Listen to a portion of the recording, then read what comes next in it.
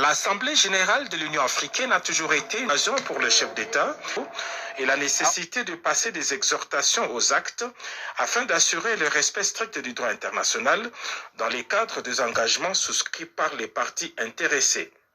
Ils ont convenu de la nécessité de garantir l'opérationnalisation rapide de l'architecture du cessez-le-feu établie en marge du processus de Doha à travers un appui technique et crédible de la MONUSCO en application de la résolution 2808 du Conseil de sécurité des Nations Unies. Dans la série des rencontres bilatérales, le président Félix Tshisekedi a eu un autre entretien fructueux avec son homologue d'Afrique du Sud, Cyril Ramaphosa.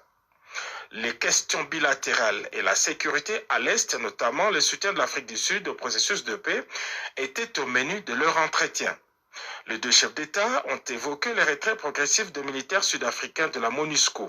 Au sujet des accords miniers, les deux chefs d'État s'accordent sur le fait que les pays africains ont intérêt d'avoir une position commune sur la question des minerais critiques et doivent investir dans le développement énergétique utile à l'exploration et à la transformation locale de ce minerai.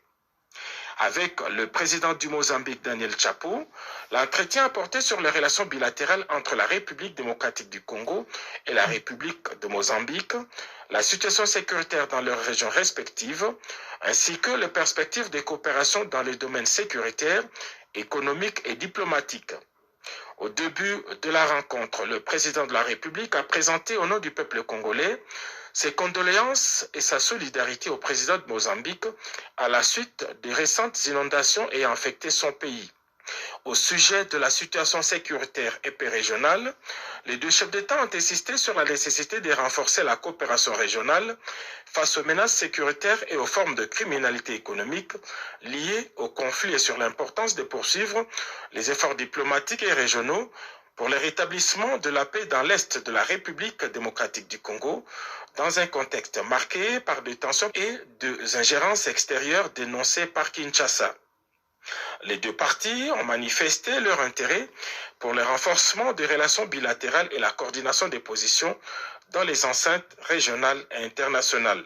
Dans les coulisses d'Addis Abeba, le président Félix-Antoine Tshisekedi Tshilombo a eu un autre entretien en tête-à-tête avec son homologue d'Angola et médiateur désigné de l'Union africaine. Les deux dirigeants ont fait le point sur les efforts en cours pour le retour d'une paix durable en République démocratique du Congo.